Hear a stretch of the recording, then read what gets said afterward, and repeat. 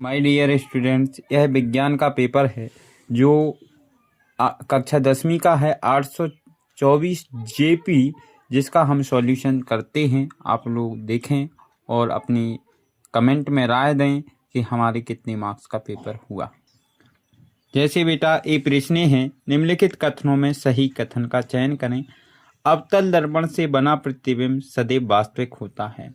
बेटा अवतल दर्पण से प्रतिबिंब वास्तविक भी बनते हैं, आभासी भी बनते हैं, तो पहला विकल्प हमारा गलत होता है। दूसरा दिया है उत्तल दर्पण से बना प्रतिबिंब सदैव बिंब से बड़ा बनता है। बेटा उत्तल दर्पण द्वारा सभी प्रतिबिंब बेटा छोटे बनते हैं, यह भी हमारा गलत होता है। अगला यह दिया है कि उत्तल दर्पण से बना प्रतिबिंब हमेशा बिंब से छोटा और सीधा होता है। ये आपका राइट आंसर होता है, बाकी आपके सभी गलत होते हैं। बेटा अगला प्रश्न ये दिया है प्रकाश किरण। बेटा अगला प्रश्न ये कहा गया है प्रकाश किरण भिन्न अपवर्तनांक वाले दो पारदर्शी माध्यमों के संपर्क तल पर अभिलंबित आपतित होती है। तो अपवर्तन के पश्चात बेटा जब प्रकाश की किरण एक माध्यम से दूसरे माध्यम में जाती है, लेकिन वह अगर लंबवत आपतित हो रही है तो वह बिना विचलित हुए सीधी निकल जाएगी, इसलिए आपका आंसर होगा बिना किसी विचलन के गमन करेगी। ये राइट आंसर होगा। अगले विकल्प में ये कहा गया है यदि पृथ्वी पर वायुमंडल ना हो तब पृथ्वी से देखने पर आकाश का रंग प्रतीत होता है। बेटा अंतरिक्ष से हम आकाश को देखें तो वास्तविकता में आकाश का रंग जो है वो कैसा है, काला है। और ऐसे ही अगर बेटा पृथ्वी पर वो वायुमंडल ना होता तो आकाश का रंग मुझे कैसा दिखाई देता, काला दिखाई देता।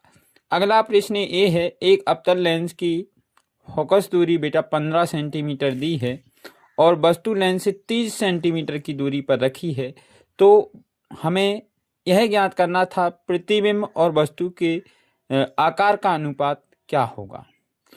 तो बेटा हम आपको बता दें कि पहले आपको क्या लगाना था फॉर्मूला।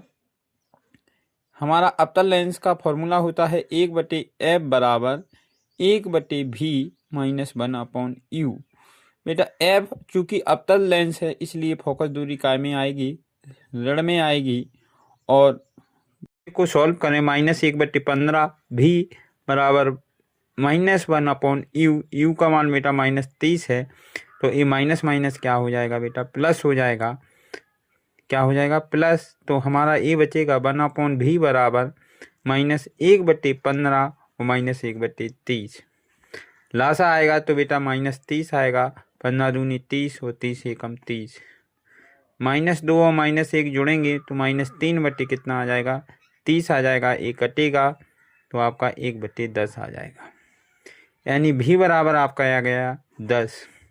अब चूंकि हमें उसकी लंबाई का अनुपात ज्ञात करना है तो I बराबर -v/u होता है। v का मान 10 है और u का मान 30 है, 0 से 0 कटेगा तो आंसर आएगा 1:3। अगला प्रश्न हमें दिया है बेटा किसी विद्युत परिपथ में 2 एम्पियर की धारा 15 मिनट तक प्रवाहित है, तो आवेश की मात्रा ज्ञात करनी है। हम जानते हैं क्योंकि I बराबर क्या होता है बेटा, Q/T होता है। अब चूंकि I का मान कितना है, 2 एम्पियर है और Q निकालना है। T बेटा हमें दिया है 15 मिनट। 15 मिनट में 900 सेकंड होते हैं, तो यहाँ 900 सेकंड लिखेंगे। 900 को इधर ले जाएंगे तो Q बराबर कितना आ जाएगा, 900 दूना 1800। 1800 आपका आंसर, 1800 कूलम आपका राइट आंसर। बेटा अगला प्रश्न हमें यह दिया गया है दर्शाए गए समरूप चुंबकीय क्षेत्र में इलेक्ट्रॉन चुंबकीय क्षेत्र के लंबवत नीचे से ऊपर की ओर प्रवेश करता है, तो इलेक्ट्रॉन पर आरोपित बल। बेटा हम इस पर दाएं हाथ की हथेली का नियम लगाएं तो या बाएं हाथ के अंगूठे का नियम लगाएं, तब हमारा कागज तल के लंबवत बाहर की ओर, यह आंसर राइट होगा। आपका पहला विकल्प सही हो जाएगा। 7वां प्रश्न ये है निम्नलिखित कौन सा पद विद्युत परिपथ में शक्ति को निरूपित नहीं करता है।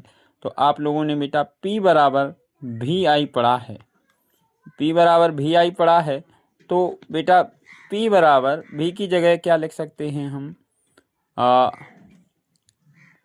भी की जगह चूंकि आई आर भी लिख सकते हैं, तो आई आर गुणे बराबर आई स्क्वायर आर भी हो जाएगा, और आई की जगह भी अपॉन आर भी लिख सकते हैं, तो पी बराबर भी स्क्वायर अपॉन आर हो जाएगा। आपका ए वाला विकल्प जो है पी बराबर नहीं होता है, इसलिए ये विकल्प आपका सही होगा। अगला है खाने का सोडा का रासायनिक सूत्र क्या है, तो बेटा NaHCO3 खाने के सोडे का रासायनिक सूत्र होता है। अगला आपको दिया है बेटा निम्नलिखित रासायनिक समीकरण को पूरा कीजिए। आयरन है, लोहा है, जो बेटा ठंडे जल से या गर्म जल से क्रिया नहीं करता है बल्कि भाप से क्रिया करता है, तो ये आपका राइट आंसर होगा। Fe3O4 का निर्माण करेगा, तो आपका विकल्प बी राइट हो जाएगा। अगला प्रश्न दिया है प्रबल अम्लीय विलयन में मेथिल ऑरेंज सूचक रंग होता है।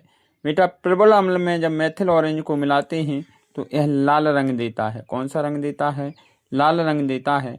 अगले दिया है निम्नलिखित में से कौन सा धातु अम्ल से हाइड्रोजन को विस्थापित करता है, तो बेटा यहाँ पर सिल्वर, प्लेटिनियम और सोना ये कम क्रियाशील धातु हैं। चूंकि विद्युत रासायनिक श्रेणी में ये सबसे नीचे स्थित हैं, इसलिए यह अम्लों से हाइड्रोजन को विस्थापित नहीं कर सकती हैं। यहाँ पर हमें क्रियाशील धातु मैग्नीशियम है, मैग्नीशियम अम्लों से क्रिया करके हाइड्रोजन को विस्थापित कर देती है। अगला है साबुन के अणु में होता है। बेटा साबुन का जो स्ट्रक्चर होता है वो इस प्रकार से होता है, जिसमें ए वाला जो सिरा होता है और ए वाला क्या होता है बेटा? पूंछ होता है। पूंछ वाला जो हिस्सा होता है वो जल विरागी होता है। क्या होता है? जल विरागी होता है। और सिरा वाला जल रागी होता है। क्या होता है? जल रागी होता है। इस कारण आपका सही आंसर होगा जल रागी। क्या होता है बेटा? शीर्ष, यानी जल से प्रेम करने वाला शीर्ष है, और जल विरागी आपका क्या है? पूंछ है। डी आंसर आपका राइट होगा। अगला है निम्नलिखित में से कौन सा यौगिक सिरके में उपस्थित होता है, तो सिरके में बेटा एसिटिक अम्ल उपस्थित होता है, जिसका रासायनिक सूत्र क्या है? CH3COOH है। अगला प्रश्न ये है मादा जनन तंत्र के किस भाग में लूप को स्थापित किया जाता है, तो बेटा गर्भाशय में गर्भ को रोकने के लिए गर्भाशय में लूप को स्थापित किया जाता है।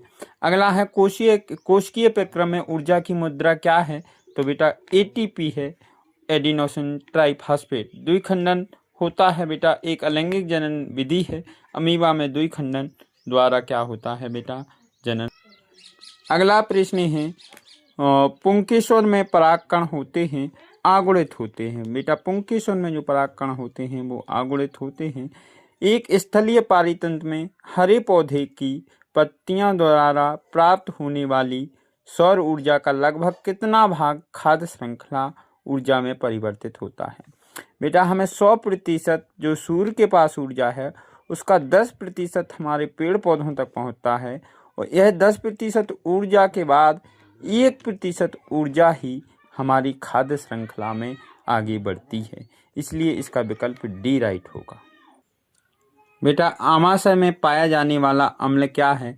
तो आमाशय में HCl का स्राव होता है, हाइड्रोक्लोरिक अम्ल का स्राव होता है, पीयूष ग्रंथि होता है। बेटा मस्तिष्क में पीयूष ग्रंथि पाई जाती है। हमारा विकल्प